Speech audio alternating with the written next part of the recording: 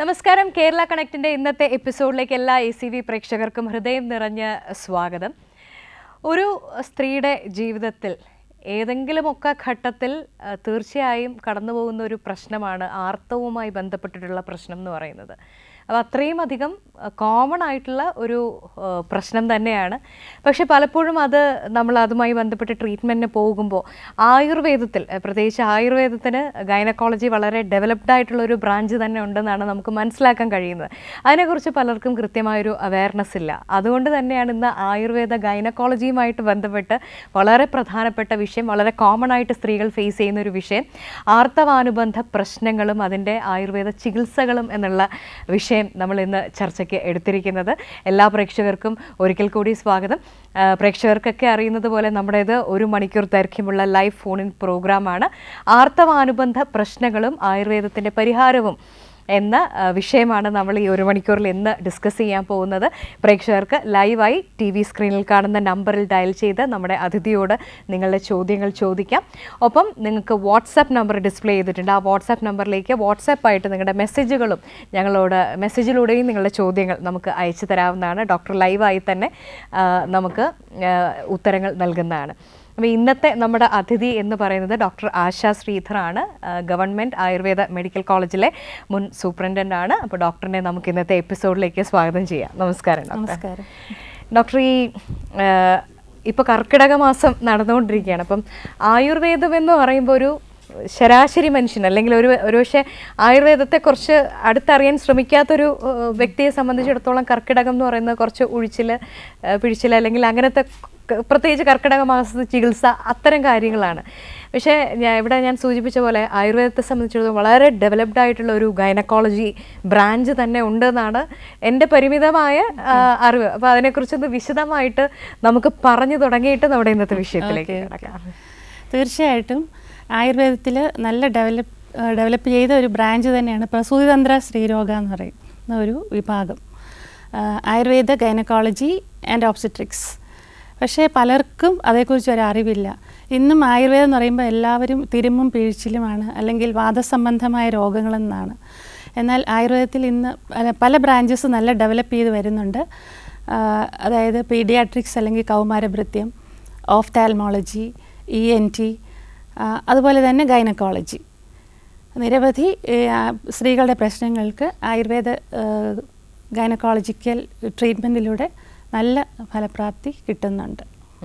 Okay doctor, നമ്മൾ ആർത്തവ സംബന്ധമായ പ്രശ്നങ്ങളെക്കുറിച്ചാണ് ഇന്ന് ചർച്ച ചെയ്യുന്നത്. പക്ഷേ അതിലേക്ക് വരുന്നതിന് മുമ്പ് ഇപ്പം നമുക്ക് വളരെ അഡ്വാൻസ്ഡ് ആയിട്ടുള്ള ഒരു ബ്രാഞ്ചാണ് ആയുർവേദത്തിൽ ഗൈനക്കോളജി ഇപ്പം ഡെവലപ്പ് ചെയ്ത് വന്നിരിക്കുന്നത്, അല്ലെങ്കിൽ ഡെവലപ്പ് ചെയ്ത് വന്നിട്ടുള്ളത്. അപ്പോൾ എന്തൊക്കെയാണ് കോമൺ ആയിട്ട് നമ്മൾ ആയുർവേദത്തിൽ കാണുന്ന ഗൈനക്കോളജിക്കൽ ഡിസോർഡേഴ്സ് എന്തൊക്കെയാണെന്ന് ആമുഖമായി പറഞ്ഞ് നമുക്ക് ഇതിൽ ഒരു കാര്യം ഉള്ളത്, ആയുർവേദ ഗൈനക്കോളജി നേരത്തെ ഉള്ളത് തന്നെ, അഷ്ടാംഗത്തിലും സംഹിതകളിലും ഒക്കെ ഉള്ളത് തന്നെ. പക്ഷേ ആളുകൾക്കിടയിലേക്ക് അത് എത്തിയിട്ടില്ല, ഇതും എത്തിയിട്ടില്ല എന്നുള്ളതാണ്. എന്നാൽ നല്ല ഒരുപാട് പേര് നമ്മുടെ ചികിത്സ തേടി വരുന്നുമുണ്ട്. അത് വേറൊരു, അത് പ്രധാനമായിട്ടും ഉണ്ടാകുന്നത് ഈ ആർത്തവാരംഭം മുതലുള്ള പ്രശ്നങ്ങൾ, ആർത്തവ വിരാമം വരെയുള്ള എല്ലാ പ്രശ്നങ്ങളും, ആർത്തവ സംബന്ധമായ പ്രശ്നങ്ങൾ ആയുർവേദത്തിൽ പ്രതിവിധിയുണ്ട്. പ്രധാനമായിട്ടും കാണുന്നത് പിന്നെ ആർത്തവത്തോടനുബന്ധിച്ചുള്ള വേദന വരാറുണ്ട്. അതുപോലെ അമിതമായ രക്തസ്രാവം, തീരെ രക്തം പോകാതിരിക്കുക, പിന്നെ ആർത്തവത്തോടനുബന്ധിച്ചിട്ടുള്ള abnormal vaginal discharges, abnormal uterine bleeding, പിന്നെ ആർത്തവ വിരാമത്തോടനുബന്ധിച്ച് സ്ത്രീകൾക്കുണ്ടാകുന്ന പ്രശ്നങ്ങൾ. ഇങ്ങനെ സ്ത്രീയുടെ ജീവിതത്തിൽ സ്ത്രീ ശരീരം നിരവധി ചേഞ്ചസിലൂടെയാണ് കടന്നു പോകുന്നത്.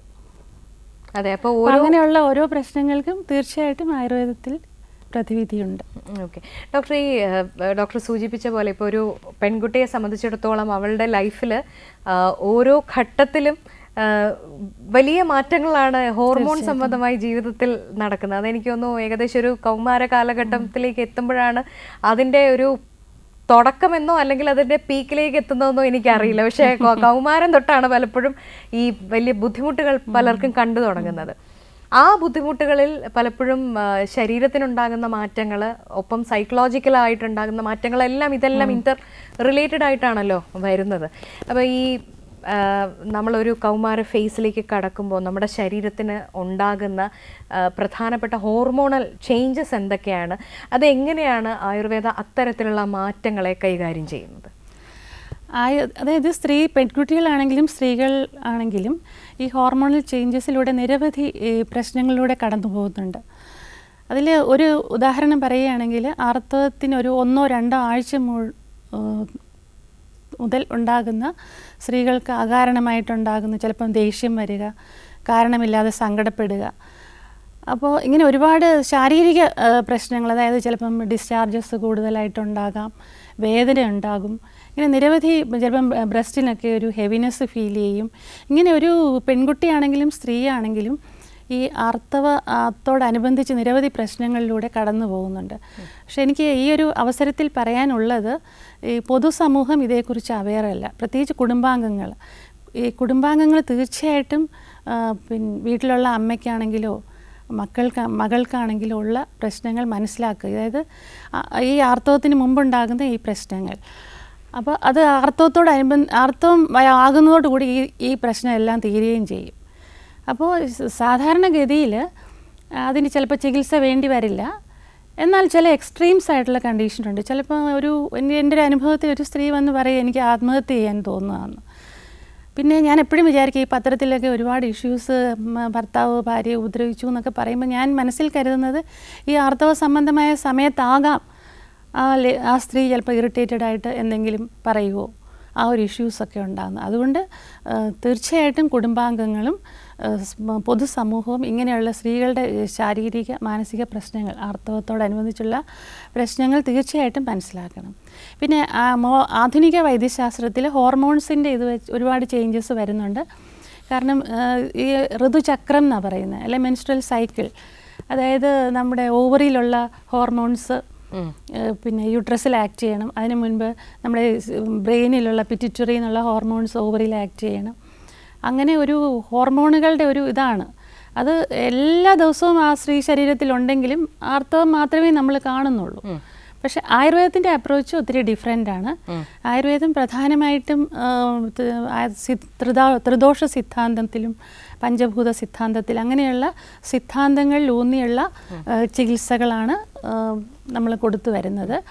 അപ്പോൾ ഒരു പേഷ്യൻറ്റിനുള്ള മെഡിസിൻ ആയിരിക്കത്തില്ല വേറൊരു പേഷ്യൻറ്റിന് കൊടുക്കുന്നത്. കാരണം പല പല ഘടകങ്ങൾ അനലൈസ് ചെയ്തിട്ടാണ് നമ്മളൊരു പേഷ്യൻറ്റിന് ട്രീറ്റ്മെൻറ്റ് സജസ്റ്റ് ചെയ്യുന്നത്.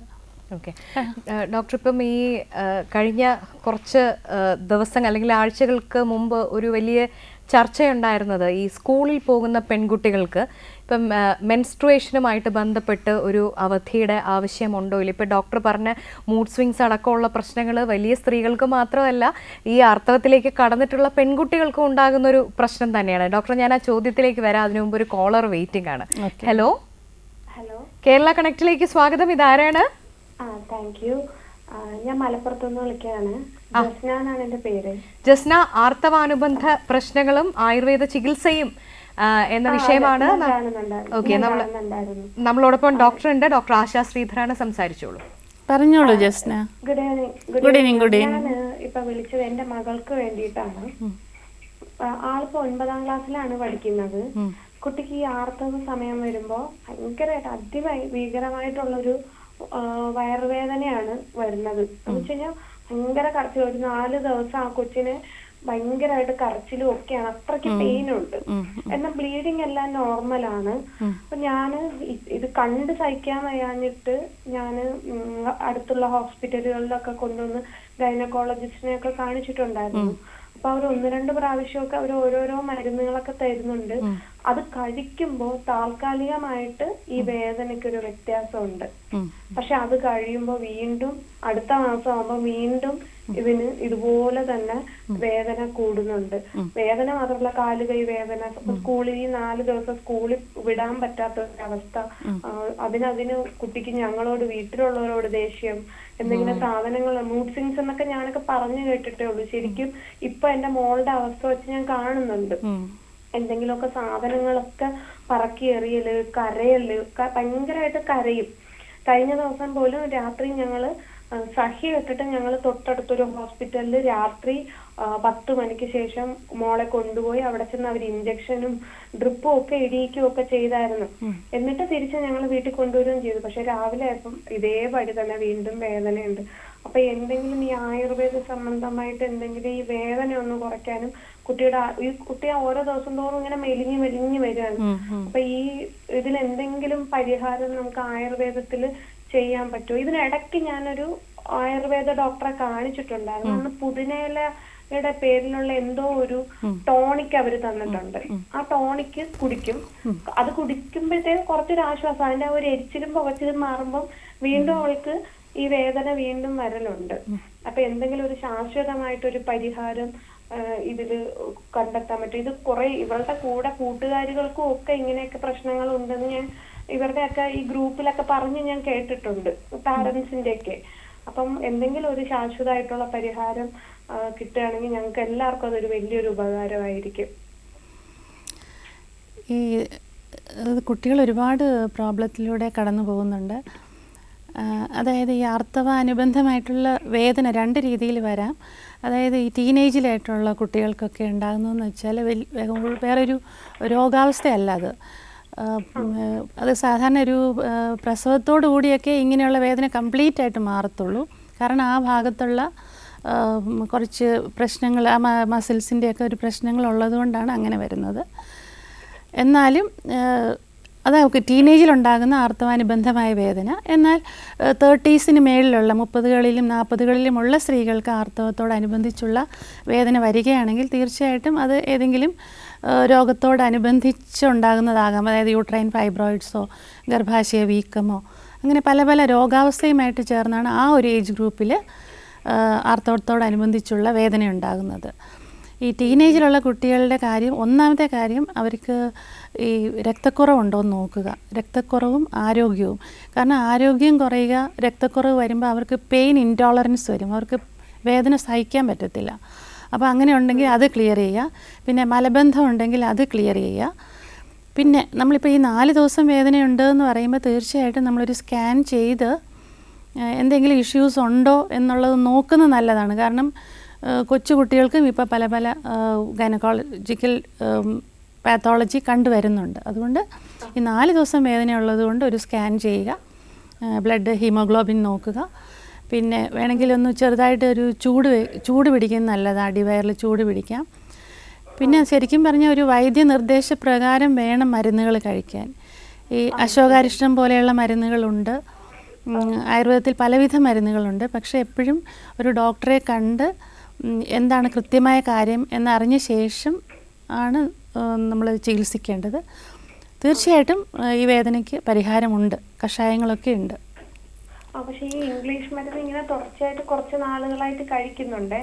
അപ്പൊ അതുകൊണ്ട് എന്തെങ്കിലും ദൂഷ്യവശങ്ങളും ഉണ്ട്? അങ്ങനെ ചോദിക്കണത് ശരിയല്ല, എന്നിരുന്നാൽ കൂടിയും അല്ല, അങ്ങനെ നമ്മൾ ചിന്തിക്കേണ്ട. പക്ഷേ ഈ ആയുർവേദം എന്ന് പറഞ്ഞാൽ 100% നാച്ചുറലാണ്. അപ്പോൾ അതുകൊണ്ട് ഒരു പ്രശ്നവും വരത്തില്ല. പ്രശ്നം വരത്തില്ല എന്നുള്ളതല്ല, കുട്ടിക്ക് ഭാവിയിൽ നല്ല ഹെൽത്തി റീപ്രൊഡക്റ്റീവ് ഹെൽത്ത് ഇമ്പ്രൂവ് ചെയ്യാനൊക്കെ സഹായിക്കും ആയുർവേദിക് മെഡിക്കേഷൻസ് കൊണ്ട്. അതുകൊണ്ട് കാരണം നമുക്കിപ്പോൾ ഞാൻ മറ്റേ ജസ്നയുടെ മോളെ കാണാത്തത് കൊണ്ട് എനിക്ക് അങ്ങനെ പറയുന്നത് ശരിയല്ല മെഡിസിൻസ്. പക്ഷെ തീർച്ചയായിട്ടും ഒരു ഡോക്ടറെ കണ്ട് കാര്യങ്ങളൊക്കെ പറഞ്ഞ് ആയുർവേദത്തിൽ നല്ല പരിഹാരമുണ്ട്. Okay madam, okay. അത് കേൾക്കുമ്പോൾ തന്നെ മനസ്സിനൊരു സമാധാനമുണ്ട് ശരിക്കും. Okay Jasna, thank you so much for calling. Doctor, ഞാൻ കോളിന് മുമ്പ് ചോദിക്കാൻ വന്ന ചോദ്യം ഈ ആർത്തവ അവധിയുമായിട്ട് ബന്ധപ്പെട്ടിട്ടുള്ള ചർച്ചകൾ വന്നു. അവധി വേണോ വേണ്ടയോ എന്നുള്ളതല്ല എൻ്റെ ചോദ്യം, മറിച്ച് ഈ സ്കൂൾ കുട്ടികളുടെ ഇടയിലും അല്ലെങ്കിൽ ആ ഒരു ഏജ് ഗ്രൂപ്പിൻ്റെ ഇടയിലും അത്രയും അധികം ബുദ്ധിമുട്ടുണ്ടാക്കുന്ന ഒരു പീരിയഡ് സൈക്കിൾ വളരെ കോമൺ ആയിട്ട് ഇപ്പം നിലവിലുണ്ടോ? ഉണ്ടെങ്കിൽ അത് വളരെ സമീപകാലത്തുള്ളൊരു ട്രെൻഡാണോ, അതോ വർഷങ്ങളായി അങ്ങനെ തന്നെയാണോ, നമ്മളത് അഡ്രസ്സ് ചെയ്യാതെ പോയതാണോ എന്നുള്ളതാണ് എൻ്റെ ചോദ്യം. ഒരുപക്ഷെ നേരത്തെയും ഇതൊക്കെ ഉണ്ട്, പക്ഷെ ഇപ്പം എല്ലാവരും പറയുന്നത് കൊണ്ടും അവയർനെസ് ഉള്ളതുകൊണ്ടും സോഷ്യൽ മീഡിയ ഉള്ളത് കൊണ്ടും ഒക്കെ കുറച്ച് കുട്ടികൾ അത് പറയുന്നുണ്ട്. തീർച്ചയായിട്ടും ഞങ്ങളൊരു സർവേ എടുത്തപ്പം ഈ സ്കൂൾ ചിൽഡ്രൻ്റെ ഇടയിൽ നല്ല രീതിയിൽ ഗൈനക് പ്രോബ്ലംസ് ഉണ്ട്. അപ്പോൾ എൻ്റെ ഒരു അഭിപ്രായം സ്കൂൾ അധികൃതർ തന്നെ മുൻകൈ എടുത്ത് സമീപത്തുള്ള ഒരു ഏതെങ്കിലും മെഡിക്കൽ പ്രൊഫഷണൽസുമായിട്ട് ചേർന്ന് ഒരു സ്ക്രീനിങ് നടത്തുക. കുട്ടികൾക്ക് എന്തെങ്കിലും പ്രോബ്ലം ഉണ്ടോ, എന്ത് പ്രോബ്ലം ഉള്ളതെന്നുള്ളത് സ്ക്രീൻ ചെയ്ത ശേഷം വേണ്ട രീതിയിലുള്ള ചികിത്സ തീർച്ചയായിട്ടും കൊടുക്കണം. ഓക്കെ. കാരണം അവർക്ക് നല്ല പ്രശ്നങ്ങളുണ്ട്. PCOS പോലെയുള്ള അല്ലെങ്കിൽ എൻഡോമെട്രിയോസിസ് പോലെയുള്ള. ഇപ്പോൾ എൻഡോമെട്രിയോസിസ് എന്ന് പറഞ്ഞാൽ ഇപ്പോൾ കണ്ടില്ലേ 4 ദിവസം വേദന എന്ന് പറയുന്നത്. അപ്പോൾ അതൊരു സിവിയർ ആയിട്ടുള്ള കണ്ടീഷൻ തന്നെയാണ്. ഡോക്ടർ ഇപ്പോൾ പറഞ്ഞ പോലെ ഈ കുട്ടികളുടെ ഇടയിൽ കോമൺ ആയിട്ട് ഇത്തരം പ്രശ്നങ്ങൾ, ഇതും ഈ പറഞ്ഞ പോലെ ഈ ഹോർമോണിൽ വരുന്ന പ്രശ്നങ്ങൾ കൊണ്ട് തന്നെയാണോ വരുന്നത്? അതിനെ എങ്ങനെയാണ് ആയുർവേദം ട്രീറ്റ് ചെയ്യുന്നത്? അതിൻ്റെ ഒരു ട്രീറ്റ്മെൻറ്റ് മൊഡാലിറ്റി എങ്ങനെയാണ് എന്നുള്ളതാണ്. ശരിക്കും മാം നേരത്തെ പറഞ്ഞില്ലേ, ആയുർവേദിക് അപ്രോച്ച് ഒത്തിരി ഡിഫറെൻ്റ് ആണ്. കാരണം ഇപ്പം ഒബീസ് ആയിട്ടുള്ള പേഷ്യൻ്റ്, വണ്ണമുള്ള PCOS ഉണ്ട്, ലീൻ PCOS ഉണ്ട്. PCOSനെ തന്നെ ആയുർവേദത്തിൽ ആർത്തവക്ഷയം എന്ന് പറയും. ആർത്തവക്ഷയം അല്ലെങ്കിൽ നഷ്ടാർത്തവം എന്നുള്ള കാറ്റഗറിയിലാണ് പെടുത്തിയേക്കുന്നത്. അപ്പോൾ ആർത്തവക്ഷയത്തിനാണെങ്കിൽ കുറച്ച് ബ്രഹ്മണായിട്ടുള്ള കുറച്ചുകൂടെ ബോഡി കുറച്ചുകൂടെ അതായത് ഹെൽത്തി ടിഷ്യൂസൊക്കെ ഫോം ചെയ്യുന്ന അങ്ങനത്തെ കുറച്ച് ഇതാണ്. കഷായങ്ങളും അരിഷ്ടങ്ങളും ഒക്കെയാണ്. അവർക്ക് ലേഹ്യം പറ്റില്ല, അരിഷ്ടങ്ങളും ഒക്കെ ഉണ്ട്. പിന്നെ ചിലരുണ്ട് ഭയങ്കര വണ്ണമായിട്ടുള്ള കണ്ടീഷൻസ് ഉള്ളവർക്കൊക്കെ ആണെങ്കിൽ നമ്മൾ അതിനനുസരിച്ചുള്ള കഷായങ്ങൾ, അരിഷ്ടങ്ങൾ, ചിലപ്പോൾ തൈലം തന്നെ ഇൻറ്റേർണലായിട്ട് കൊടുക്കും.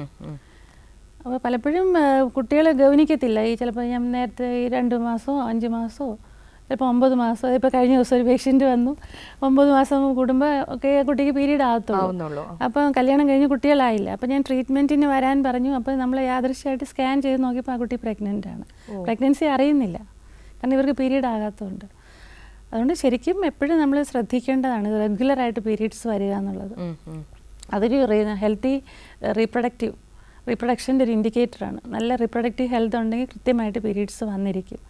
ഒരു 28 ദിവസം കൂടുമ്പോൾ അല്ലെങ്കിൽ 24-35 ദിവസത്തിനിടയ്ക്ക് പീരീഡ്സ് ഉണ്ടാവുക എന്നുള്ളത് വളരെ, അത് വീട്ടിലുള്ളവരും ശ്രദ്ധിക്കണം, കുടുംബാംഗങ്ങളും എല്ലാം നോക്കണം പെൺകുട്ടികൾക്ക് ഇങ്ങനെ കൃത്യമായിട്ട് ആർത്തവം വരുന്നുണ്ടോയെന്ന്. അല്ല ഇതൊക്കെ നമ്മൾ ശ്രദ്ധിക്കാതിരുന്നതിന് ചെറിയൊരു ഇടപെടൽ മതിയാകും. അതായത് അവരുടെ ഡയറ്റ് ഒന്ന് ശ്രദ്ധിക്കുക. പിന്നെ ചിലപ്പോൾ കൂടുതലായിട്ട് വെളുത്തുള്ളിയോ പപ്പായ, പൈനാപ്പിൾ അല്ലെങ്കിൽ ചെറിയ ചില അരിഷ്ടങ്ങളൊക്കെ കൊടുത്ത് കറക്റ്റ് ചെയ്ത് പോകാവുന്നതേ ഉള്ളൂ. അപ്പോൾ പിന്നെ അല്ലെങ്കിൽ പിന്നെ അത് ഇൻഫെർട്ടിലിറ്റിയിലേക്കൊക്കെ പോകും. ഡോക്ടർ, എപ്പോഴാണ് ഒരാൾക്ക് PCOS അല്ലെങ്കിൽ PCOD എന്ന് പറയുന്നൊരു കണ്ടീഷൻ ഉണ്ട് എന്ന് നമ്മൾ പറയുന്നത്? അതിൻ്റെ സിംറ്റംസ് എന്താണ്? അതുപോലെ ഡയഗ്നോസിസ്, ഒപ്പം നമ്മുടെ ഒരു ആയുർവേദത്തിൻ്റെ ഒരു ട്രീറ്റ്മെൻറ്റ് മൊഡാലിറ്റി എന്താണെന്നും കൂടെ ഒന്ന് പറയാമോ? ഈ PCOS എന്ന് പറയുന്നത് ഒരു ശരിക്കും ജീവിതശൈലി കൊണ്ട്, ഇന്നിപ്പോൾ നമുക്കറിയാം, ഇപ്പം സർവ്വസാധാരണമായിട്ട് എല്ലാവരും പറയുന്ന ഒരു വാക്കാണ് PCOS. കാരണം അത്രയ്ക്ക് സാധാരണ ആയിരിക്കുന്നു പെൺകുട്ടികളുടെ ഇടയിൽ ഈ ഒരു ഗൈനക് കണ്ടീഷൻ എന്നുള്ളതാണ്. ഇത് പ്രധാനമായിട്ട് ഒരു ജീവിതശൈലി രോഗമാണ്. കാരണം എന്ന് പറയുന്നത്, കാരണം പണ്ടെങ്ങും ഇല്ലാത്ത വിധമാണ് ഇന്നിപ്പോൾ ഈ ഇത്രയും പെൺകുട്ടികൾക്ക് ഇത് സർവ്വസാധാരണമായൊരു കണ്ടീഷനാണ്. ഇതിൻ്റെ പ്രധാന കാരണമായിട്ട് പറയുന്നത് ഒരു സെഡൻറ്ററി ലൈഫ് സ്റ്റൈൽ. നമുക്കറിയാം ഇപ്പോൾ മിക്ക വീടുകളിൽ തന്നെ ജോലി കുറവാണ് അല്ലേ, പണ്ട് കാലത്തേതിൽ നിന്ന് വ്യത്യസ്തമായിട്ട്. ഇപ്പോൾ എക്സസൈസ് കുറവാണ്, പകലുറക്കം, അതുപോലെ ജങ്ക് ഫുഡിൻ്റെ അമിത ഉപയോഗം, ഇവയെല്ലാമാണ് ഇതിൻ്റെ കാരണങ്ങളായിട്ട് പറയുന്നത്. പിന്നെ ഇതിൻ്റെ സിംറ്റംസ് എന്ന് പറയുന്നത് പ്രധാനമായിട്ടും നമുക്കറിയാം, ഒരു ആർത്തവാരംഭം എന്ന് പറയുന്ന ഒരു 12 വയസ്സിൽ അല്ലെ ഒരു 12, 13, 14 വയസ്സിലൊക്കെ ആർത്തവാരംഭമാകും. അപ്പോൾ ആദ്യത്തെ 2 വർഷം മിക്കവാറും പീരീഡ്സൊക്കെ കുറച്ച് എല്ലാവരും റെഗുലറായിട്ട് വരണമെന്നില്ല, ഒട്ടേറെ പേരിലും അത് ഇറഗുലറായിട്ട് വരാം. പക്ഷേ 2 വർഷത്തിന് ശേഷവും ഇറഗുലറായിട്ട് വരിക, അതാണ് ഒരു ലക്ഷണം. കൃത്യമായിട്ട് മാസമുറ വരാതിരിക്കുക, അതുപോലെ ശരീരത്തിന് അമിതമായി വണ്ണം കൂടുക, മുടി കൊഴിയുക, ഹെയർ ലോസ്, അതുപോലെ പിമ്പിൾസ് വരിക, മുഖക്കുരു വരിക, പിന്നെ കഴുത്തിന് ചുറ്റും കറുപ്പ് നിറം, ഇവയൊക്കെയാണ് ലക്ഷണങ്ങൾ. മുഖത്ത് രോമ വളർച്ച, ഹെർസ്യൂട്ടിസം, മുഖത്ത് രോമ വളർച്ച ഉണ്ടാകുക. അപ്പോൾ ഇങ്ങനെയൊക്കെയാണ് ലക്ഷണങ്ങൾ. അപ്പോൾ ഇങ്ങനെയുള്ള അതുപോലെ നല്ല വണ്ണം, വെയിറ്റ് കൂടി വരും. അപ്പോൾ അങ്ങനെയൊക്കെ വരുമ്പോൾ നമ്മളിത് സസ്പെക്റ്റ് ചെയ്യണം. അപ്പോൾ നമുക്ക് അൾട്രാസൗണ്ട് സ്കാനിലൂടെ ഇത് അറിയാൻ സാധിക്കും PCOS ആണോ. നമ്മൾ ആയുർവേദത്തിൽ അതിൻ്റെ ഒരു ട്രീറ്റ്മെൻറ്റ് എങ്ങനെയാണ്? ആയുർവേദത്തിൽ ട്രീറ്റ്മെൻറ്റ് എന്ന് പറയുന്നത് നമ്മൾ ഈ ആർത്തവജനകമായിട്ട്, അതായത് ഓവുലേഷൻ ഇൻഡ്യൂസ് ചെയ്യാനായിട്ടുള്ള ഒട്ടനവധി മെഡിസിൻസ് പല രൂപത്തിലും, കഷായങ്ങളായിട്ട് ഒട്ടും അരിഷ്ടമായിട്ടും ഗുളികയായിട്ടും ചൂർണമായിട്ടും തൈലമായിട്ടും ഒക്കെ നമ്മൾ കൊടുക്കും. അപ്പോൾ അതുവഴി ആർത്തവം ക്രമമായിട്ട് വരിക. ആർത്തവം ക്രമമായിട്ട് വരുമ്പോൾ തന്നെ ഓവുലേഷൻ കറക്റ്റ് ആകും. അപ്പോൾ ഹോർമോൺ ഇംബാലൻസസ് എല്ലാം കറക്റ്റഡ് ആകും. അപ്പോൾ വെയിറ്റ് കുറയും. പിന്നെ അപ്പോൾ നമ്മളതിൻ്റെ എന്താണ് ആയുർവേദത്തിൽ എപ്പോഴും ചികിത്സയ്ക്ക് നിദാന പരിവർജനം എന്ന് പറയും. അതായത് എന്ത് കാരണം കൊണ്ടാണോ അസുഖം ഉണ്ടാകുന്നത് അത് ഒഴിവാക്കാൻ പറയും. കാരണത്തെ ചികിത്സിക്കുക എന്നുള്ളതാണ്. കാരണം ആ കാരണം വെച്ചിട്ട് നമ്മൾ മരുന്ന് കഴിച്ചിട്ട് ഒരു കാര്യമില്ല. ഇപ്പോൾ ഒരുപാട് sedentary life style, lack of exercise, അതുപോലെ ഒത്തിരി ജങ്ക് ഫുഡ് കഴിക്കുക, അതിൻ്റെ കൂടെ മെഡിസിനോട് എടുത്തിട്ട് കാര്യമില്ല. അപ്പോൾ നമ്മൾ എന്താണ് കാരണം കൊണ്ടാണോ അതുണ്ടാകുന്നത് അത് ഒഴിവാക്കുക. അപ്പം പിന്നെ നമ്മൾ കൃത്യമായിട്ട് മരുന്നുകൾ കഴിക്കുക. പിന്നെ പഥ്യാപഥ്യങ്ങൾ നോക്കുക. ഇപ്പം പീരീഡ്സ് നമുക്ക് ഞാൻ നേരത്തെ പറഞ്ഞ പോലെ എള്ള്, വെളുത്തുള്ളി, പിന്നെ മുതിര, പപ്പായ, പൈനാപ്പിൾ, ശർക്കര ചേർത്ത് ഇതൊക്കെ പീരീഡ്സ് റെഗുലറൈസ് ചെയ്യാൻ ഹെൽപ്പ് ചെയ്യുന്നതാണ്. അതായത് കുറച്ച് അയൺ റിച്ച് ആയിട്ടുള്ള അതാണോ സ്പെസിഫിക്കലി? അയൺ റിച്ച് അല്ല, കാരണം ആയുർവേദത്തിന്റെ കോൺസെപ്റ്റ് എപ്പോഴും ഡിഫറെൻ്റ് ആണ്. കാരണം ചിലതൊക്കെ ചൂടും ചിലതൊക്കെ തണുപ്പുമാണ്. ഇപ്പം ഇത് ആയുർവേദത്തിൽ ഈ PCOS എന്ന് പറയുന്നത് നഷ്ടാർത്ഥം എന്ന് പറയുന്ന കണ്ടീഷനാണ്. അവിടെ വാദവും ഞങ്ങൾ ത്രിദോഷം എന്നുള്ളൊരു കൺസെപ്റ്റില്ല. അപ്പോൾ വാദവും കഫവും ശീതമാണ്, തണുപ്പാണ് ബോഡി, പേഷ്യൻ്റെ ബോഡി നല്ല തണുപ്പ്. അപ്പോൾ അവിടെ എല്ലാം നമ്മൾ ഈ ചൂട് കൂട്ടുന്ന ആഗ്നേയത്വം എൻഹാൻസ് ചെയ്യാനുള്ള ആയുർവേദത്തിൽ പറയുന്നത് ശുക്ലം സൗമ്യം ആർത്തവം ആഗ്നേയം എന്നാണ്. പുരുഷ സൗമ്യഭാവവും സ്ത്രീയുടെ ആഗ്നേയത്വം ആണ്. അപ്പോൾ ആഗ്നേയമായിട്ടുള്ള ആണ് മീന്, ഫിഷ് കഴിക്കാൻ പറയാം, കൊടംപുളി, പിന്നെ ഉഴുന്നും, നല്ലെണ്ണ നല്ലതാണ്. പിന്നെ പറഞ്ഞാലും നേരത്തെ പറഞ്ഞ മുതിര, ഇതൊക്കെ ഡയറ്റിൽ ഇൻക്ലൂഡ് ചെയ്യണം. അതോടൊപ്പം വ്യായാമം ചെയ്യുക, മെഡിസിൻസ് എടുക്കുക. അപ്പോൾ സൈക്കിൾസും കറക്റ്റഡ് ആവും, ഓവുലേഷനും കറക്റ്റഡ് ആണ്. അപ്പോൾ ഇത് ഈ പറഞ്ഞത് ചൂട് കൂട്ടുന്നതാണോ? ബോഡി ഹീറ്റ് കൂട്ടുന്ന ബോഡി ഹീറ്റ് എന്നല്ല അതിന് പറയേണ്ടത്. ഇപ്പോൾ അതെങ്ങനെ സാധാരണക്കാരിലേക്ക് അതെങ്ങനെ പറയുമെന്ന് എനിക്കറിയില്ല. കാരണം വെളിച്ചെണ്ണ തണുപ്പാണ്, പക്ഷെ നല്ലെണ്ണയും കടുകെണ്ണയും ചൂടാണ്. അത് നമുക്കൊരു എക്യുപ്മെന്റ് കൊണ്ട് മെഷർ ചെയ്യാൻ പറ്റില്ല. പക്ഷെ അത് ബോഡിയിൽ അതിന്റെ ആക്ഷൻ അങ്ങനെയാണ്. ചിലരുടെ ബോഡി ചൂടായിരിക്കും, ചിലരുടെ ബോഡി തണുപ്പായിരിക്കും, അല്ലേ? അതാണ് ഈ നല്ലെണ്ണ ഉപയോഗിക്കാൻ പറയുന്നതോടൊപ്പം എള്ള് കഴിക്കാനും പറയുന്നത് അതാണ്. മനസ്സിലായി? എള്ളൊക്കെ ആർത്തവജനകം, അതായത് ഓവുലേഷനും ഒക്കെ ഹെൽപ്പ് ചെയ്യും. ഓക്കെ ഡോക്ടർ, നമുക്കൊരു കോളർ വെയിറ്റിംഗ് ആണ്, കോൾ എടുക്കാം doctor.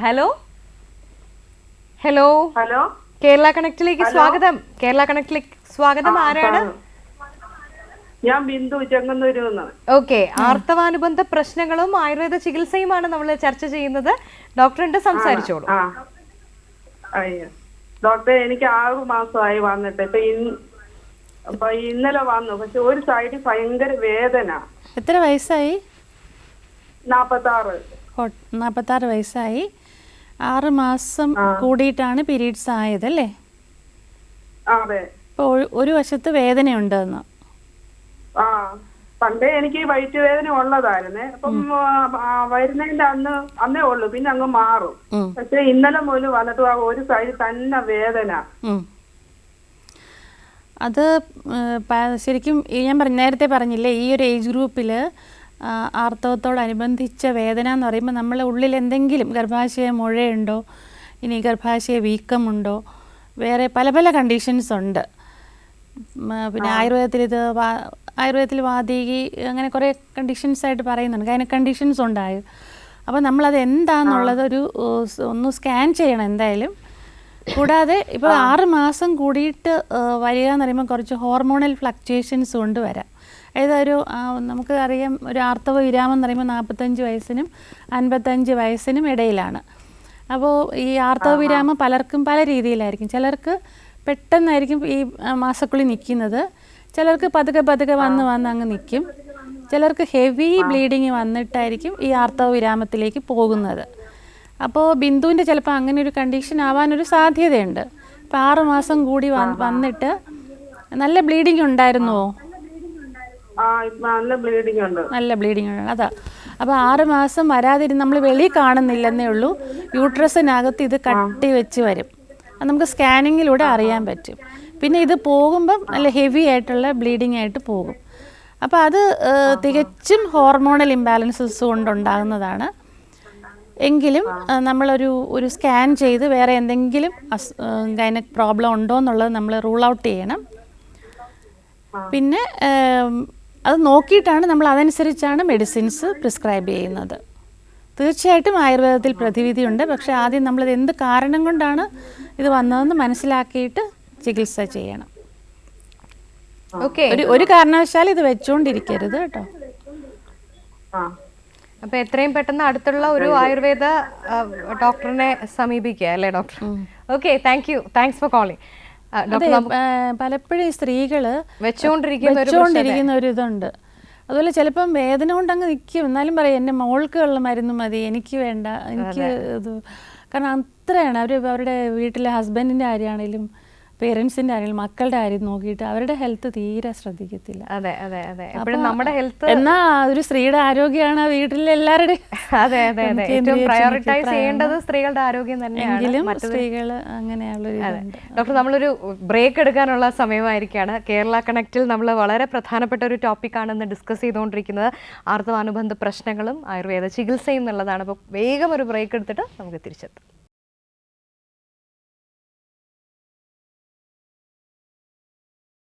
Welcome back to Kerala connect once again. Kerala കണക്റ്റിൽ നമ്മൾ ഇന്ന് ഡിസ്കസ് ചെയ്യുന്നത് ആർത്തവാനുബന്ധ ആരോഗ്യ പ്രശ്നങ്ങളും ആയുർവേദ ചികിത്സയും എന്ന വിഷയമാണ്. നമുക്ക് അതിഥിയായിട്ടുള്ളത് ഡോക്ടർ ആശ ശ്രീധറാണ്. ഗവൺമെൻറ് ആയുർവേദ മെഡിക്കൽ കോളേജിലെ മുൻ സൂപ്രണ്ടൻ്റ് ആയിരുന്നു. അപ്പോൾ ഡോക്ടറിനോട് നമുക്ക് കൂടുതൽ ചോദ്യങ്ങളിലേക്ക് നമുക്ക് പോകാം. ഡോക്ടർ, ഈ ഗർഭാശയത്തിലെ നീർക്കെട്ട് അതൊരു വളരെ കോമൺ ആയിട്ട് അടുത്ത കാലത്ത് കേൾക്കുന്നൊരു പ്രശ്നമാണ്. അപ്പോൾ എന്താണ് ഈ നീർക്കെട്ട്? എപ്പോഴാണ് ഒരു നീർക്കെട്ട് അവസ്ഥ എന്ന് പറയുന്നത്?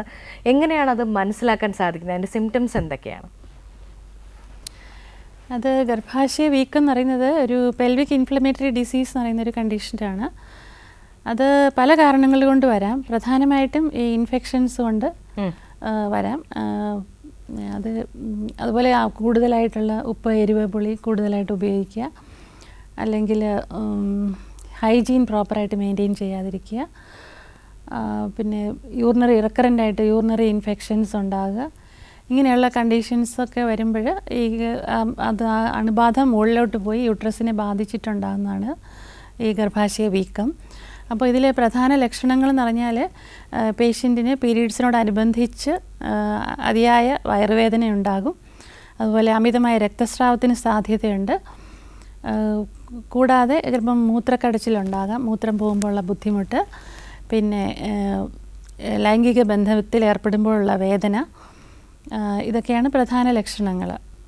ഡോക്ടർ, അതോടനുബന്ധിച്ച് തന്നെ ഈ അബ്നോർമൽ വെജൈനൽ ഡിസ്ചാർജ്, അതായത് കൂടുതലായിട്ടുള്ള യോനിസ്രാവങ്ങൾ മഞ്ഞ നിറത്തിലോ രക്തം കലർന്നോ ഒക്കെ പോവുക, ഇങ്ങനെയൊക്കെ ഉണ്ടെങ്കിൽ സ്ത്രീകൾ തീർച്ചയായിട്ടും ശ്രദ്ധിക്കണം. ആയുർവേദത്തിൽ ഫലപ്രദമായ ചികിത്സയുണ്ട്.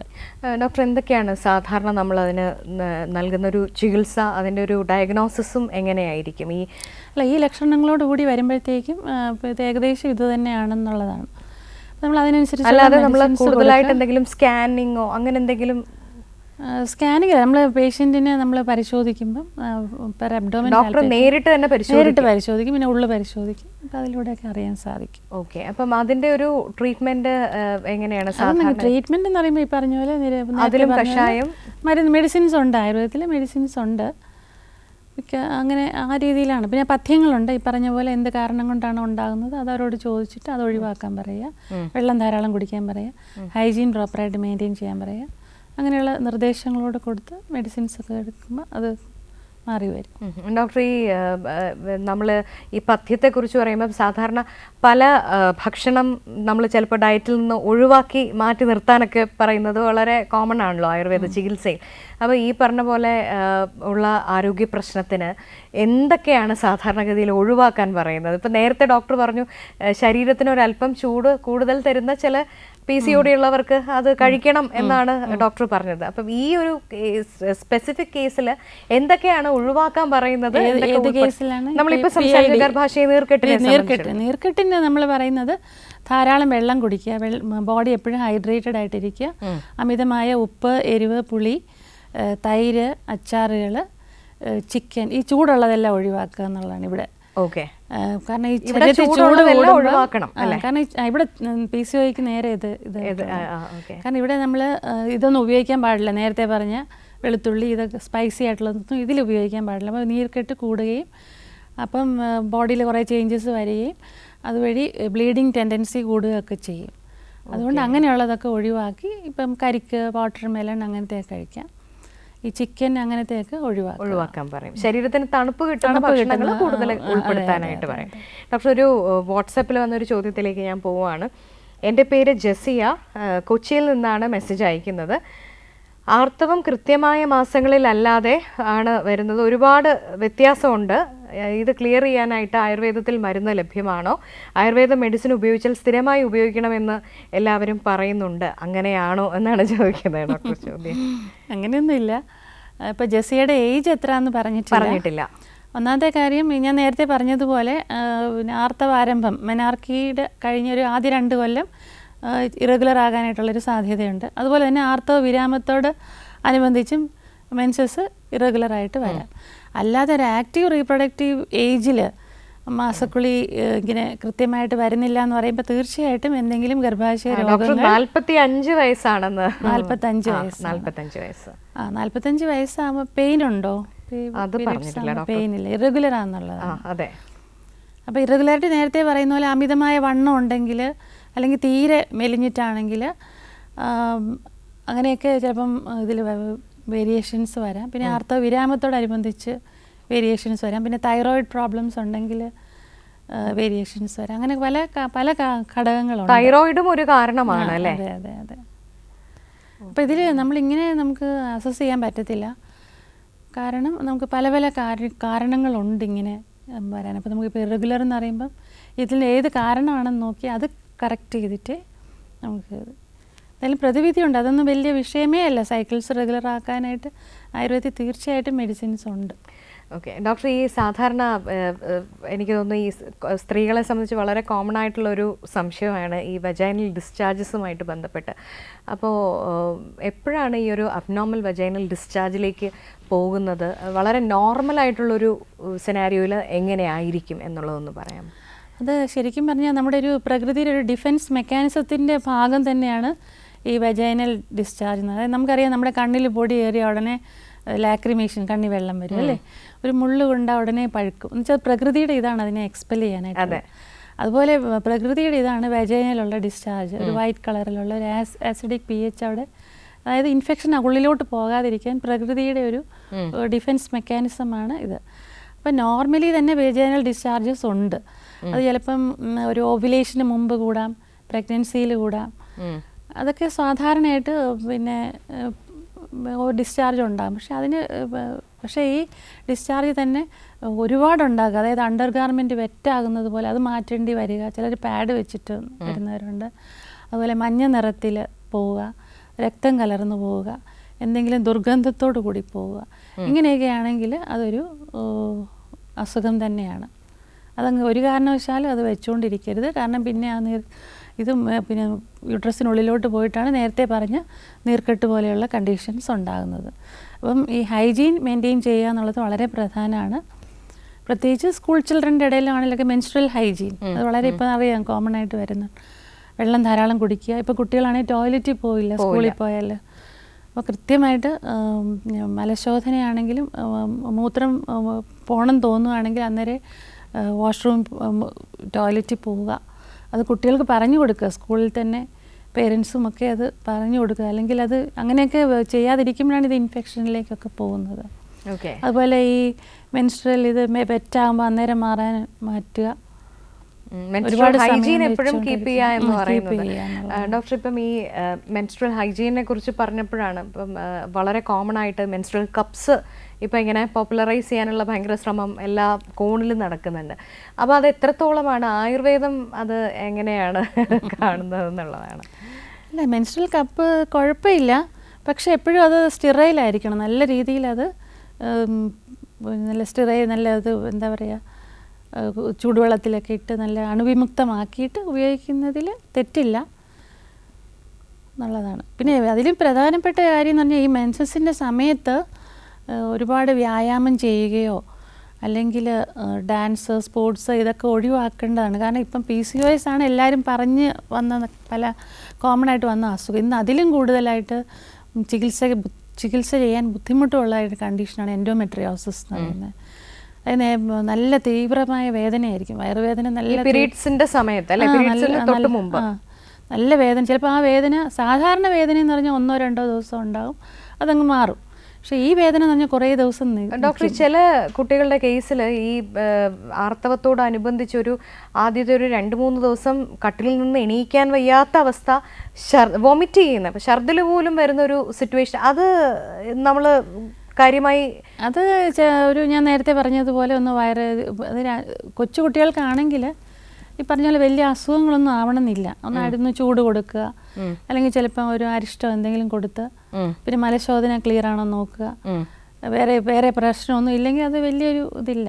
പക്ഷേ 1-2 ദിവസം 3 ദിവസമൊക്കെ വേദനയുണ്ട്, നമ്മൾ നോക്കണം. അത് എൻഡോമെട്രിയോസിസ് ഈ പറഞ്ഞ പോലെ റൂൾ ഔട്ട് ചെയ്യണം. ഡോക്ടർ, എന്താണ് എൻഡോമെട്രിയോസിസ് എന്നൊന്ന് പറയാമോ? നമ്മുടെ അത് എനിക്ക് തോന്നാറ്, ഇപ്പം നമുക്കറിയാം ചില ഈ അഡ്വർടൈസ്മെൻറ്റ്സിലൊക്കെ കാണാം അല്ലേ, സാനിറ്ററി നാപ്കിൻസിൻ്റെ അവർ ഡാൻസ് ചെയ്യുന്നു.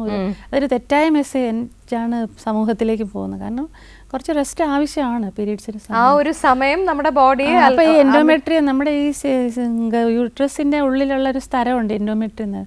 ഈ എൻഡോമെട്രിയമാണ് ഷെഡ് ചെയ്യുന്നതാണ് നമ്മൾ മെൻസസ് ആയിട്ട് കാണുന്നത്. അപ്പോൾ ഈ പീരീഡ്സിൻ്റെ സമയത്തുള്ള ഈ അമിതമായ വ്യായാമവും സ്പോർട്സും ഡാൻസും ഒക്കെ ചിലപ്പോൾ റിട്രോഗ്രേഡ് ഫ്ലോയ്ക്കൊരു സാധ്യതയുണ്ട്. അത് പോയിട്ട് അവിടെ ഇവിടെയൊക്കെ അഡ്യർ ചെയ്ത് ഈ പറഞ്ഞ എൻഡോമെട്രിയോസിസ് പോലെയുള്ള പ്രോബ്ലംസ് ഉണ്ടാകും. ചോക്ലേറ്റ് സിസ്റ്റം എന്ന് പറയുമ്പോൾ ഓവറിയിൽ വന്ന്, അപ്പോൾ ഓരോ മാസവും പീരീഡ് ആകുമ്പോൾ ഈ ഹോർമോൺസിന് ഇത് റെസ്പോണ്ട് ചെയ്യും. ഈ എൻഡോമെട്രിയൽ ടിഷ്യൂസ് റെസ്പോണ്ട് ചെയ്തിട്ട് തീവ്രമായ വേദനയും ബ്ലീഡിങ്ങും എല്ലാം വരും. ഈ എൻഡോമെട്രിയോസിസ് നമുക്ക് അനുബന്ധിച്ച് ഒത്തിരി ഇൻഫെർട്ടിലിറ്റി കേസസ് ഇപ്പോൾ വന്നുകൊണ്ടിരിക്കുന്നുണ്ട്. അപ്പോൾ അത് നമുക്ക് നല്ല രീതിയിൽ റിസൾട്ട് കിട്ടുന്നുണ്ട്. ഞാൻ അതിലേക്കാണ് ഡോക്ടർ അടുത്ത് വരുന്നത്. ഇപ്പം നമ്മൾ ഈ ആർത്തവ അനുബന്ധ പ്രശ്നങ്ങളെക്കുറിച്ച് സംസാരിക്കുമ്പോൾ ഈ പറഞ്ഞ ഇൻഫെർട്ടിലിറ്റി എന്ന് പറയുന്ന ഒരു ഇപ്പം ഭയങ്കര കോമൺ ആയിട്ട് ഒരുപാട് ഈ ഇതിന് ട്രീറ്റ്മെൻറ്റിൻ്റെ സെൻറ്റേഴ്സ് ഭയങ്കര ഇങ്ങനെ കൂണുപോലെ മുളച്ച് വരുന്നത് നമ്മൾ കണ്ടുകൊണ്ടിരിക്കുകയാണ്. അപ്പോൾ എന്താണ് ഈ ഇൻഫെർട്ടിലിറ്റിയുമായിട്ട് ഇതിൻ്റെ ഒരു ബന്ധം? ഇൻഫെർട്ടിലിറ്റി അല്ലെങ്കിൽ ഈ പറയുന്ന ഫെർട്ടിലിറ്റി ഇഷ്യൂസിലേക്ക് എത്തുന്നതിൻ്റെ സൈൻസ് എന്തൊക്കെയാണ്? കാരണം ഇപ്പോൾ ഒരു പെൺകുട്ടി ഒന്ന് ഗ്രോണപ്പ് ആവുന്ന സ്റ്റേജ് മുതൽ എനിക്ക് തോന്നുന്നു വളരെ നമ്മൾ സൂക്ഷിച്ച് ഇരുന്ന് കഴിഞ്ഞാൽ ഇത്തരത്തിലുള്ള പ്രശ്നങ്ങൾ ഒരുവിധമൊക്കെ നമുക്ക് നേരത്തെ മനസ്സിലാക്കാനും ഒക്കെ സാധിക്കുമായിരിക്കും അല്ലേ? അതിനെക്കുറിച്ച് ഡീറ്റെയിൽഡ് ആയിട്ടൊന്ന് പറയാമോ ഡോക്ടർ? ശരിക്കും നമ്മളൊരു ടീനേജിലല്ല ശ്രദ്ധിക്കേണ്ടത്, എപ്പോഴും ഗർഭിണിയാകുമ്പോൾ മുതലേ നമ്മളത് ശ്രദ്ധിക്കണം. കാരണം അമ്മ നല്ല ആഹാരം കഴിക്കുക, ശാരീരികവും മാനസികവുമായിട്ടുള്ള ആരോഗ്യം ചെയ്യുക. കാരണം ഒരു അതായത് ഒരു കുഞ്ഞ് നമ്മുടെ വയറിൽ ജനിക്കുന്ന സമയം പെൺകുട്ടിയാണെങ്കിൽ അപ്പം മുതലേ അമ്മയുടെ അത് കുഞ്ഞിൻ്റെ ഇത് അഫക്റ്റ് ചെയ്യാൻ, ഇതൊന്നല്ല ഏത് അസുഖം അഫക്റ്റ് ചെയ്യാനുള്ള സാധ്യതയാണ്. അപ്പം ഗർഭിണികൾ നല്ല രീതിയിൽ കെയർ എടുക്കണം. അതിനുശേഷം ടീനേജൊക്കെ ആയി കഴിയുമ്പോൾ ഈ പറഞ്ഞ പോലെ സൈക്കിൾസ് റെഗുലർ ആണോ എന്നുള്ളത് നമ്മൾ ശ്രദ്ധിക്കണം. സൈക്കിൾസ് റെഗുലർ ആണെങ്കിൽ തന്നെ ഓവുലേഷൻ കറക്റ്റഡ് ആവും. പിന്നെ ഈ പറഞ്ഞ പോലെയുള്ള ആഹാര രീതി, ഹെൽത്തി ഡയറ്റ് ശീലിക്കുക, ഈ മെൻസസ് ടൈമിലുള്ള അമിതമായ വ്യായാമങ്ങൾ അങ്ങനത്തെയൊക്കെ ഒഴിവാക്കുക. എന്തെങ്കിലും ആയുർവേദത്തിൽ പറയുന്നത് ഈ ഗൈനക്കോളജിക്കൽ ഡിസോർഡേഴ്സ് ട്രീറ്റ് ചെയ്യാതിരുന്നു കഴിഞ്ഞാൽ അത് ഇൻഫെർട്ടിലിറ്റിയിലേക്ക് പോകുന്നു. അതുപോലെ ഏത് തരം ഒരു ഡിസ്ചാർജ് ആണെങ്കിലും എന്താണെങ്കിലും റെക്കറന്റ് യൂറിനറി ഇൻഫെക്ഷൻ എന്താണെങ്കിലും അത് അന്നേരം ക്ലിയർ ചെയ്ത് പോയി കഴിഞ്ഞാൽ ഈ വലിയൊരു ബുദ്ധിമുട്ടിലേക്ക് പോകത്തില്ല. ഇതെല്ലാം നമ്മൾ അഡ്രസ്സ് ചെയ്യാതിരുന്നാൽ ക്രമേണ ഇപ്പോൾ എൻഡോമെട്രിയോസിസ് ആണെങ്കിലും PCOS ആണെങ്കിലും ഒക്കെ ഇൻഫെർട്ടിലിറ്റിയിലേക്ക് പോകും. അപ്പോൾ ചെറിയ സിംറ്റംസ് എന്ത് കണ്ടാലും അതങ്ങ് കറക്റ്റ് ചെയ്തു. ചിലപ്പോൾ ഒരുപക്ഷെ ഡയറ്റിലുള്ള ചേഞ്ച് മതിയാവും, എല്ലാത്തിനും മെഡിസിൻസ് വേണമെന്നില്ല. ഡയറ്റ് കൊണ്ട് തന്നെ അത് കറക്റ്റ്. ആയുർവേദം ആദ്യം നമ്മുടെ ലൈഫ് സ്റ്റൈലാണ് ആദ്യം മോഡിഫൈ ചെയ്യുന്നത് അല്ലേ ഡോക്ടർ? ഒരു ക്വസ്റ്റ്യൻ ഉള്ളത്, ഇപ്പം നമ്മൾ ഇപ്പോൾ ഫെർട്ടിലിറ്റിയെ കുറിച്ച് സംസാരിച്ചപ്പോൾ സ്വാഭാവികമായിട്ടും ഇപ്പോൾ ഒരു പ്രസവാനന്തരമുള്ള പ്രശ്നങ്ങൾ, ഇപ്പം പ്രസവാനന്തരം ഒന്ന് ബോഡിയിലുണ്ടാകുന്ന ചേഞ്ചസ് കൊണ്ട് ഈവൻ മാനസിക പ്രശ്നങ്ങളിലേക്ക് വരെ എത്തുന്ന കേസസ് സമീപകാലത്ത് നമ്മൾ വളരെയധികം പലതും ചർച്ച ചെയ്തിട്ടുണ്ട്. പക്ഷേ ഈ ആയുർവേദത്തിൽ ഒരു പ്രസവാനന്തര ചികിത്സ എന്ന് പറയുന്നത് മറ്റ് മെഡിക്കൽ സയൻസസിനെ അപേക്ഷിച്ച് നമ്മൾ നോക്കുകയാണെങ്കിൽ വളരെ പ്രാധാന്യം കൊടുക്കാറുണ്ട്. അത് വേണമെന്നും വേണ്ടെന്നും രണ്ട് തരത്തിലുള്ള ചർച്ചകളും നടന്നുകൊണ്ടിരിക്കുകയാണ്. അപ്പോൾ എന്തുകൊണ്ടാണ് ആയുർവേദത്തിൽ ഈ പ്രസവാനന്തര ചികിത്സയ്ക്ക് പ്രാധാന്യം ഉണ്ടാകുന്നത്? എന്തൊക്കെ ചികിത്സകളാണ് നൽകുന്നത്? അത് പിന്നീടുണ്ടാകുന്ന ആർത്തവമായിട്ട് എന്തെങ്കിലും ബന്ധമുണ്ടോ ആ ട്രീറ്റ്മെൻറ്റ്, അല്ലെങ്കിൽ എങ്ങനെയാണ് അതിനെ ഹെൽപ്പ് ചെയ്യുന്നത് എന്നുള്ളതൊന്ന് പറയാമോ?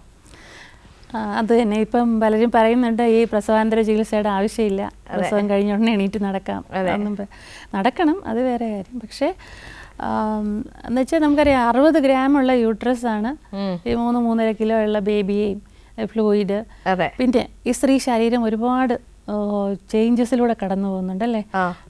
ബ്രസ്റ്റ് ചേഞ്ചസ് വരുന്നുണ്ട്, മിൽക്ക് പ്രൊഡക്ഷൻ നടക്കുന്നുണ്ട്, അതുപോലെ സ്ത്രീ ഇപ്പോൾ പല ഹോർമോണുകളുടെ വ്യത്യാസം ഇതെല്ലാം വരുന്നുണ്ട്. പിന്നെ ഈ നമുക്ക് ഈ ചേഞ്ചസ് ഉള്ളതുകൊണ്ട് തന്നെ ഈ എല്ലുകളെല്ലാം നേർത്തതാകും. കാരണം അതുകൊണ്ടാണ് ഈ കുഞ്ഞ് വെളി വരുന്നത്, ഇപ്പോൾ പോസിബിൾ ആകുന്നത് ഈ ഗർഭത്തിന്. അപ്പം എന്തായാലും ഇതൊരു നാച്ചുറൽ പ്രോസസ്സ്, ഫിസിയോളജിക്കൽ പ്രോസസ്സ് ആണെങ്കിലും ആയുർവേദം പ്രസവാനന്തര ചികിത്സയ്ക്ക് വളരെ പ്രാധാന്യം കൊടുക്കുന്നുണ്ട്. കാരണം ആ സമയത്ത് ഒരു ശൂന്യ ശരീരത്വം എന്നാണ് പറയുന്നത്. അതായത് സ്ത്രീ ശരീരത്തിൽ നിന്നെല്ലാം ഒരുപാട് ബ്ലഡ് ലോസ് ഉണ്ടാവും, ശാരീരികവും മാനസികമായ ഒരുപാട് ഇഷ്യൂസ് ഉണ്ടാകും. അപ്പോൾ ഇതെല്ലാം ഒന്ന് കറക്റ്റ് ചെയ്യാനായിട്ടാണ് ഈ സൂതികാ പരിചര്യ എന്ന് പറയുന്നത്. നമ്മൾ ആ സമയത്ത് പിന്നെ നല്ല രീതിയിലുള്ള മരുന്നുകളാണെങ്കിലും ആഹാരമാണെങ്കിലും പിന്നെ നമ്മൾ കുഴമ്പ് തേച്ചുള്ള കുളി, ശിരോഭ്യംഗം, തലയിൽ എണ്ണ തേച്ചുള്ള കുളി, ഇതെല്ലാം തീർച്ചയായിട്ടും ആ സ്ത്രീയെ ശാരീരികമായും മാനസികമായിട്ടും ഒക്കെ ഒരു ആരോഗ്യത്തോടു കൂടി മുമ്പോട്ട് പോകാനായിട്ട് ഹെൽപ്പ് ചെയ്യും.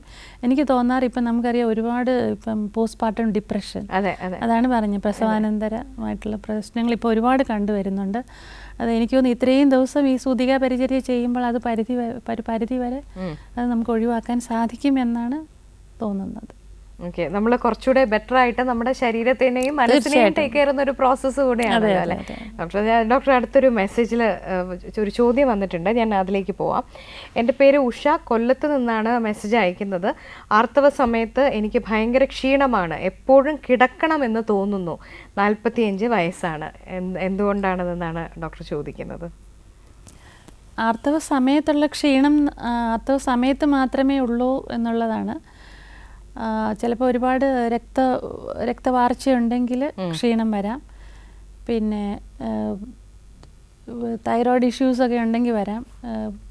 D3 കുറയുന്നെങ്കിൽ ക്ഷീണം ഇതായിട്ടുണ്ടാകാം. അപ്പോൾ വൈറ്റമിൻ സപ്ലിമെൻറ്റ്സ് അത് ആവശ്യമെങ്കിൽ എടുക്കണം. പിന്നെ ആയുർവേദത്തിൽ ഈ പറഞ്ഞാൽ എള്ള്, ഗന്ധതൈലം അങ്ങനെയുള്ള ചില മെഡിസിൻസ് ഉണ്ട് D3 സപ്ലിമെൻറ്റ്സ് ആയിട്ട്. പിന്നെ വെയിൽ കൊള്ളുക, അങ്ങനെയുള്ള കാര്യങ്ങൾ. നല്ല വെയിൽ കൊള്ളുക, രാവിലെയും വൈകിട്ടുമുള്ള. പിന്നെ ക്ഷീണം പക്ഷേ അങ്ങനെ വെച്ചുകൊണ്ടിരിക്കരുത്, അത് എന്ത് കാരണം കൊണ്ടാണെന്നും ഒന്ന് ശ്രദ്ധിക്കണം, ചെക്ക് ചെയ്യാൻ പറഞ്ഞു. ഓക്കെ.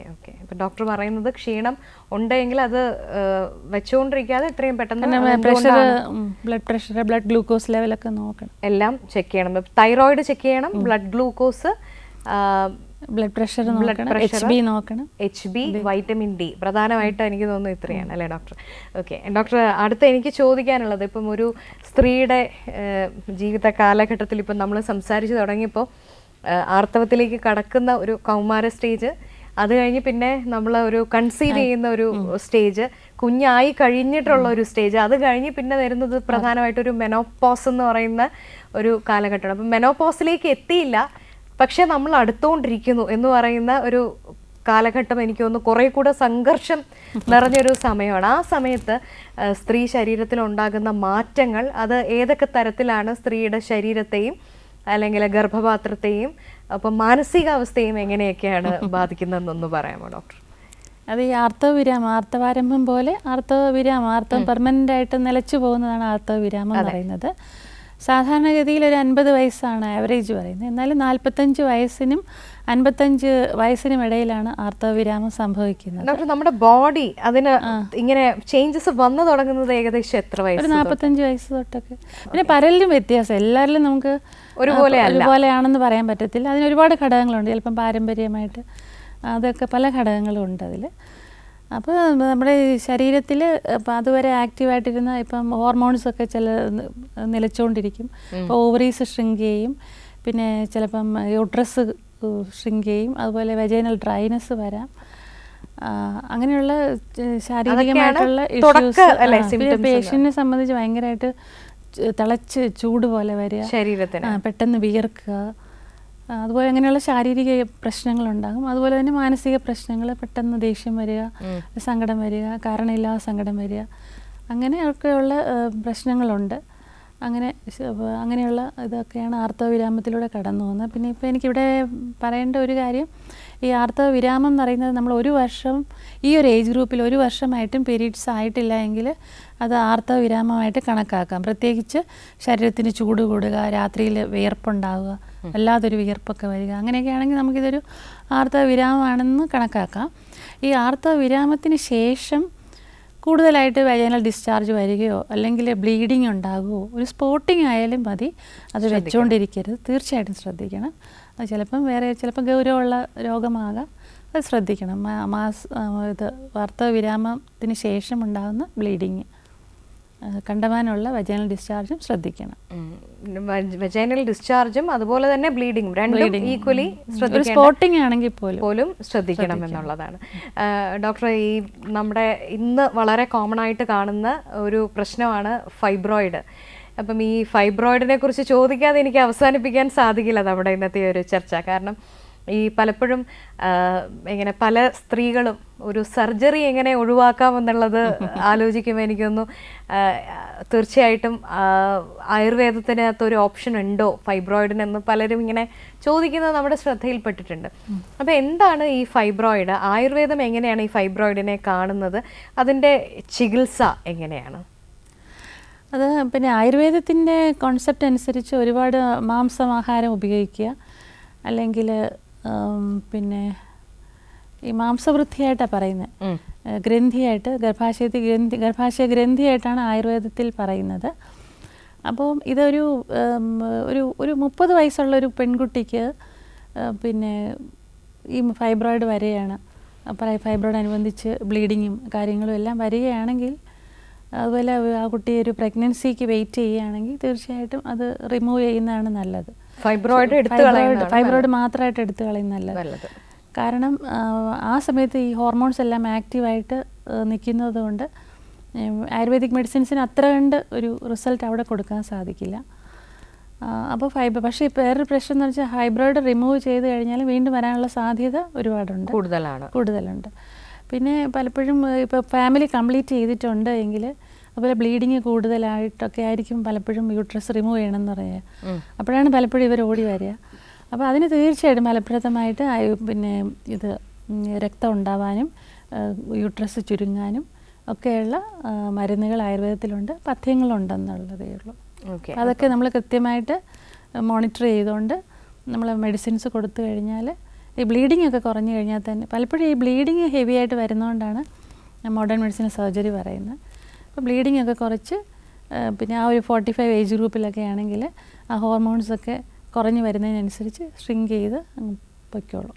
അപ്പോൾ അവിടെ സർജറി നമുക്ക് ഒരുപാട് പേഷ്യൻസിന് സർജറി ഒഴിവാക്കാൻ സാധിച്ചിട്ടുണ്ട്. ഓക്കെ, അപ്പോൾ ഫൈബ്രോയിഡിൻ്റെ ചികിത്സയിൽ എങ്ങനെ ഒരു സർജറി ഒഴിവാക്കാം എന്നുള്ളതാണെങ്കിൽ തീർച്ചയായിട്ടും ആയുർവേദത്തിൽ അതിന് ഏറ്റവും ഫലപ്രദമായൊരു ട്രീറ്റ്മെൻറ്റ് ഉണ്ടെന്ന് തന്നെയാണ് ഡോക്ടർ പറയുന്നത്. ഫൈബ്രോയിഡ് ഷ്രിങ്ക് ചെയ്തല്ലേ, ചുരുങ്ങി പോകുന്ന തരത്തിലുള്ള ട്രീറ്റ്മെൻറ്റ്സ് അവൈലബിൾ ആണെന്നുള്ളതാണ്. അപ്പോൾ ഡോക്ടർ, എനിക്ക് തോന്നുന്നു നമ്മൾ വളരെ ഇൻഫർമേറ്റീവായിട്ട് കുറേയധികം കാര്യങ്ങൾ ചർച്ച ചെയ്ത് പോയൊരു എപ്പിസോഡാണ്. പ്രധാനമായും ഈ ആർത്തവാനുബന്ധ പ്രശ്നങ്ങളെക്കുറിച്ച് പറയുമ്പോൾ തന്നെ അത് ഗൈനക്കോളജിക്കലായിട്ടുള്ള മറ്റ് പല പ്രശ്നങ്ങളെക്കുറിച്ചും നമ്മൾ കവർ ചെയ്ത് പോവുകയുണ്ടായി.